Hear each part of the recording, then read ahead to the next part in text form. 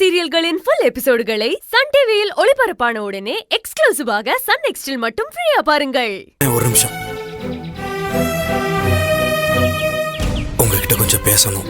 என்ன விஷயம்? அது வந்துனே ஹோட்டல்ல சமையல் வேலையை பாதியிலேயே விட்டுட்டு அப்படியே போனதுக்கு காரணம் நான் உள்ள வச்சு எல்லாரும் முன்னாடியும் சொன்ன காரணம் இல்லை. செல்வி எனக்கு ஃபோன் செஞ்சிருந்தாங்க, அதுக்காகத்தான். நினைச்சேன் நீ உப்பு சப்பு இல்லாத ஒரு காரணத்தை சொன்னப்பவே நீ ஏதோ உண்மையை மறைக்கிறேன்னு.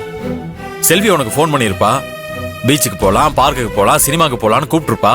அவ பேச்சை கேட்டுட்டு வேலை எல்லாத்தையும் அப்படியே விட்டுட்டு நீ அவ கூட போயிருப்ப. நான் நினைச்சதுதான் நடந்திருக்கு. அண்ணா, நீ நினைக்கிற மாதிரி இல்லைண்ணே. செல்வி என்ன பீச்சு, பார்க்கு, சினிமான்னு கூப்பிடலண்ணே. இது வேற விஷயம். வேற விஷயம்னா என்ன விஷயம்?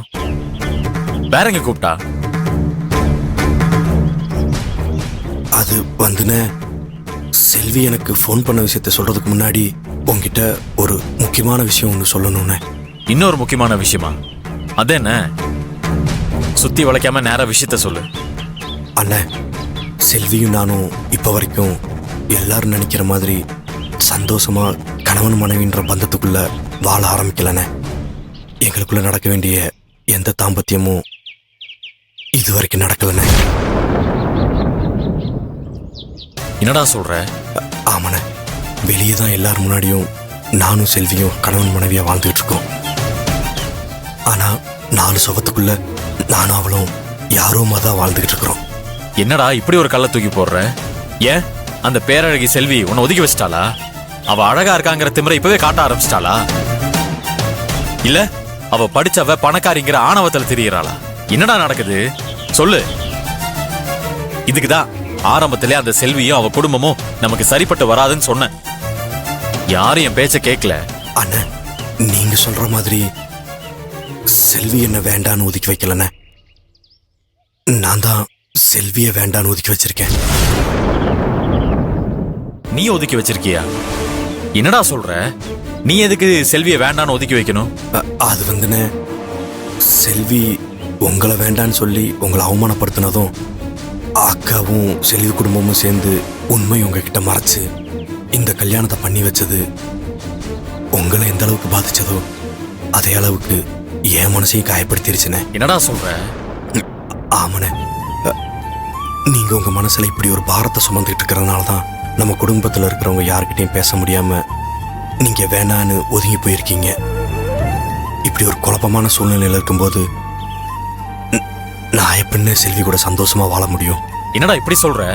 அதுக்காகவா செல்வி கூட உன் வாழ்க்கைய வாழாம இருக்க? ஆமாண்ணே, உங்க மனசுல உள்ள காயமெல்லாம் எப்ப ஆறுதோ, நீங்க எப்ப செல்வியும் செல்வி குடும்பத்தையும் மன்னிக்கிறீங்களோ அன்னைக்கு தான் செல்வி கூட நான் சந்தோஷமா வாழ முடியும். அன்னைக்கு தான் எனக்கும் செல்விக்கும் கணவன் மனைவின்ற பந்தம் ஆரம்பிக்கும். இல்லைன்னா அப்படியே வாழ்ந்துடுறேன்.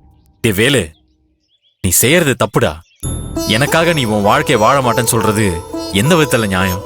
இல்லைண்ணே, எனக்கு நியாய தர்மம் எல்லாத்தையும் விட நீங்க தானே முக்கியம். இல்ல வேலு, நீ புரியாம பேசுற. அவங்க எனக்கு துரோகம் செஞ்சதும் உண்மைதான், அந்த வலி எனக்குள்ள இருக்கிறதும் உண்மைதான். அது இன்னும் எத்தனை நாளைக்கு என் மனசுக்குள்ளேயே இருந்து ரணப்படுத்த போகுதுன்னே தெரியல.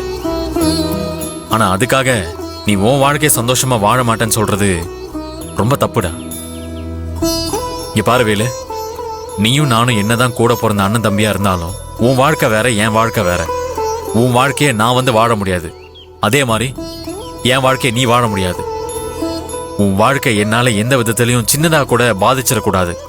என் மனசுல உள்ள காயம் நாள் பட ஆறலாம், இல்ல அப்படியே ஆறாம கூட போகலாம். அதுக்காக உன் வாழ்க்கைய வாழ விடாம தடுக்கிறதுக்கு எனக்கு எந்த உரிமையும் இல்ல, எந்த நியாயமும் கிடையாது. இங்க பாரு, உனக்கு செல்வி கூட கல்யாணம் ஆயிருச்சு. அவ உன்னை நம்பி வந்தவன். இப்ப அவ உன் மனைவி. எனக்காக உன் வாழ்க்கைய தியாகம் பண்ண நினைக்கிறேன்னு முட்டாள்தனமா செல்வியை ஒதுக்கி வச்சு தப்பு பண்ணாத. நீ அவ கூட சந்தோஷமா வாழ்றதுதான் எனக்கு சந்தோஷம். எனக்கு எப்பவுமே நம்ம குடும்ப சந்தோஷம் தான் முக்கியம். அதுல உன் வாழ்க்கை நல்லா இருக்கணும்னு தான் நான் நினைக்கிறேன். ஆமா, செல்வி உனக்கு எதுக்கு ஃபோன் பண்ணி கூப்பிட்டா? உங்க 2 பேருக்குள்ள ஏதாவது பிரச்சனையா? ஹோட்டல்ல வேலை செஞ்சுட்டு இருக்கும்போது விடாம எனக்கு ஃபோன் பண்ணிக்கிட்டே இருந்தாங்க. நான் எடுக்கல.